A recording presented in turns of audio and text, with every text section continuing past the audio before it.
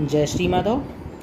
समस्त हरिभक्तों के चरणों में मेरा दंडवत प्रणाम। आशा करते हैं कि आप सभी स्वस्थ होंगे। आज इस वीडियो के माध्यम से हम आपके समक्ष गीता की महिमा के बारे में वर्णन करेंगे और कुछ बातों को साझा करेंगे।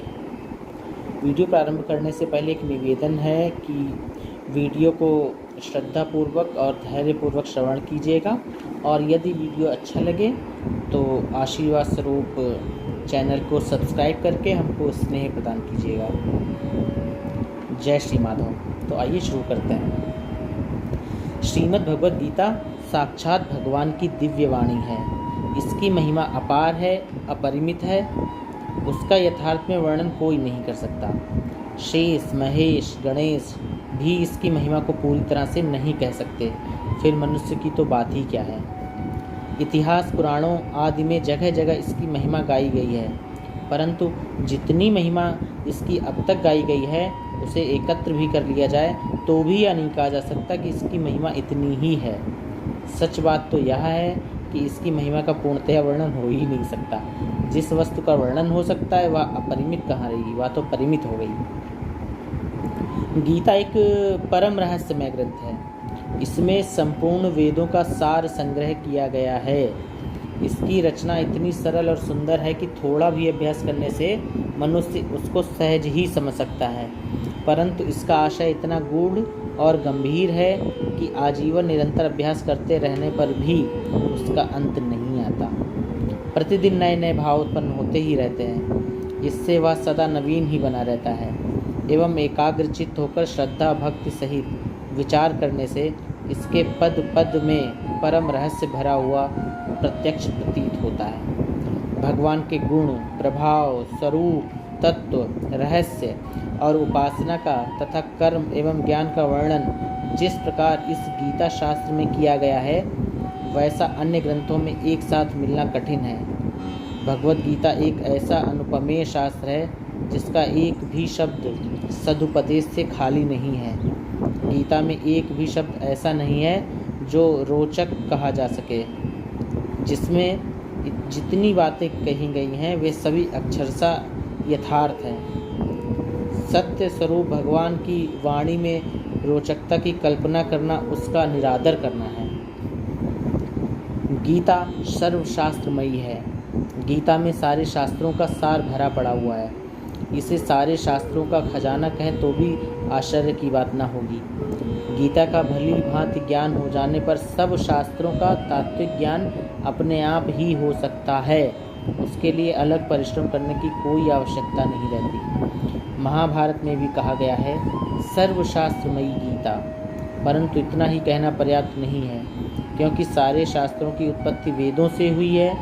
वेदों का प्राकट्य भगवान के ब्रह्मा जी के मुख से हुआ है और ब्रह्मा जी भगवान के नाभि कमल से उत्पन्न हुए। इस प्रकार शास्त्रों और भगवान के बीच में बहुत अधिक व्यवधान पड़ गया, किंतु गीता तो स्वयं भगवान के मुखारविंद से निकली है, इसलिए उसे सभी शास्त्रों से बढ़कर कहा जाए तो भी कोई अत्युक्ति न होगी। स्वयं भगवान वेदव्यास ने कहा है, गीता सुगीता कर्तव्या किमन्ये शास्त्र संग्रह या स्वयं पद्मनाभस्य मुख पद्मा दुनिश्रता। गीता का ही भली प्रकार से श्रवण, कीर्तन, पठन, पाठन, मनन और धारण करना चाहिए। अन्य शास्त्रों के संग्रह की क्या आवश्यकता है, क्योंकि वह स्वयं पद्मनाभ भगवान के साक्षात मुख कमल से निकली हुई है। इस श्लोक में पद्मनाभ शब्द का प्रयोग करके महाभारतकार ने यही बात व्यक्त की है। तात्पर्य यह है कि यह गीता उन्हीं भगवान के मुख कमल से निकली है जिनके नाभि कमल से ब्रह्मा जी उत्पन्न हुए हैं और ब्रह्मा जी के मुख से वेद प्रकट हुए, जो संपूर्ण शास्त्रों के मूल हैं। गीता गंगा से भी बढ़कर है। शास्त्रों में गंगा स्नान का फल मुक्ति बतलाया गया है, परंतु गंगा में स्नान करने वाला स्वयं मुक्त हो सकता है, वह दूसरों को तारने की सामर्थ्य नहीं रखता। किंतु गीता रूपी गंगा में गोते लगाने वाला स्वयं तो मुक्त होता ही है, वह दूसरों को भी तारने में समर्थ हो जाता है। गंगा तो भगवान के चरणों से उत्पन्न हुई हैं और गीता साक्षात भगवान नारायण के मुखारविंद से निकली हैं। फिर गंगा तो जो उसमें आकर स्नान करता है उसी को मुक्त करती है, परंतु गीता तो घर घर में जाकर उन्हें मुक्ति का मार्ग दिखलाती है। इन्हीं सब कारणों से गीता को गंगा से बढ़कर कहते हैं। गीता गायत्री से भी बढ़कर है। गायत्री जप से मनुष्य की मुक्ति होती है, यह बात ठीक है, किंतु गायत्री जप करने वाला भी स्वयं ही मुक्त होता है, पर गीता का अभ्यास करने वाला तो तरन तारन बन जाता है। जब मुक्ति के दाता स्वयं भगवान ही उसके हो जाते हैं, तब मुक्ति की तो बात ही क्या है। मुक्ति उसकी चरण धूलि में निवास करती है। मुक्ति का तो वह सत्र खोल देता है। गीता को हम स्वयं भगवान से भी बढ़कर कहें तो कोई अत्युक्ति न होगी। भगवान ने स्वयं कहा है, गीताश्रयेऽहं तिष्ठामि गीता में चोत्तमं गृहम् गीता ज्ञानमुपाश्रित्य त्रिलोकान् पालयाम्यहम्। मैं गीता के आश्रय में रहता हूँ, गीता मेरा श्रेष्ठ घर है। गीता के ज्ञान का सहारा लेकर ही मैं तीनों लोकों का पालन करता हूँ। इसके सिवा गीता में ही भगवान के मुक्त कंठ से यह घोषणा करते हैं कि जो कोई मेरी इस गीता रूप आज्ञा का पालन करेगा वह निस्संदेह मुक्त हो जाएगा। यही नहीं, भगवान कहते हैं कि जो कोई इसका अध्ययन भी करेगा उसके द्वारा मैं ज्ञान यज्ञ से पूजित हो जाऊंगा। जब गीता के अध्ययन मात्र का इतना महात्म्य है, तब जो मनुष्य इसके उपदेशों के अनुसार अपना जीवन बना लेता है और इसका रहस्य भक्तों को धारण कराता है और उनमें इसका विस्तार एवं प्रचार करता है, उसकी तो बात ही क्या है। उसके लिए तो भगवान कहते हैं कि वह मुझको अतिशय प्रिय है, वह भगवान को प्राणों से भी बढ़कर प्यारा होता है। यह भी कहा जाए तो कुछ अनुचित नहीं होगा। भगवान अपने ऐसे भक्तों के अधीन बन जाते हैं।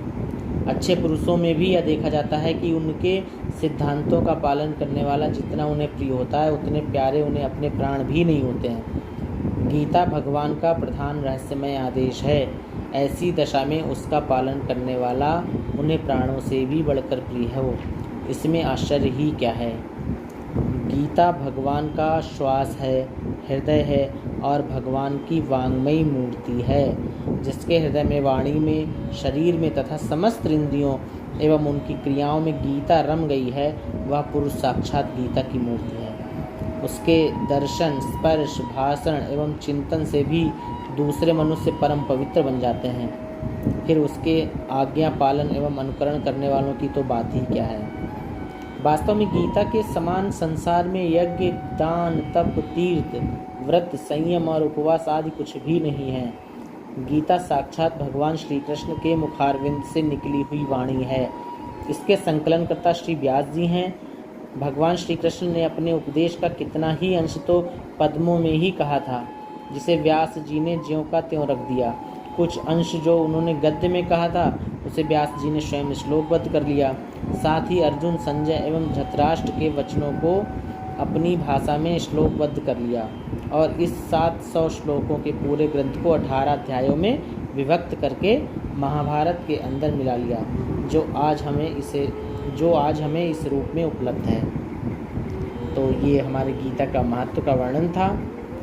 आशा करते हैं कि आप सभी को यह वीडियो अच्छा लगा होगा और आगे भी हम गीता के महत्व और गीता का क्या तात्पर्य है हमारे जीवन में, इसको आपको एक वीडियो के माध्यम से साझा करेंगे। इस वीडियो में फ़िलहाल इतना ही। जय श्री माधव।